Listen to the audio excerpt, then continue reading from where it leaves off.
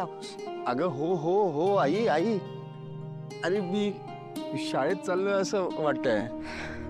आई का काळजी करतेस? आदित्य, तुला नाही कळणार आईचं काहीच. आणि तसंही आईसाठी तिची मुलं कायम लहानच असतात. आई प्लीज नको काळजी करू. मी तुला एवढं टेन्शन घेताना पहिल्यांदा बघतोय. तुला काय वाटतं मला काही होईल का? नाही, मी तुला काही नाही होऊ देणार. एक्झॅक्टली.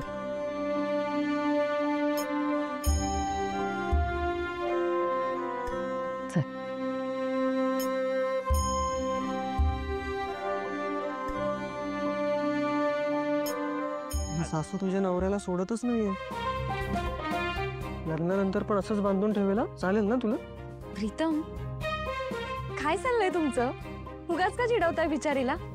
पारू, तू काय ऐकू नका त्यांचं. प्रीतम सर, शेवटी देवी आई बी माझ्याच आणि आदित्य सर बी माझेच. लई प्रेमळ आहेत माझ्या देवी आई. स्वतःच्या जीवापेक्षा आपल्या मुलांना जास्त जपतात. तरीच म्हंटल सासूची बाजू कशी नाही घेतली अजून. तू पण सेम आईसारखीच आहेस. म्हणजे आता मी बी आदित्य सरांना असंच बांधून ठेवणार का? हारू चल.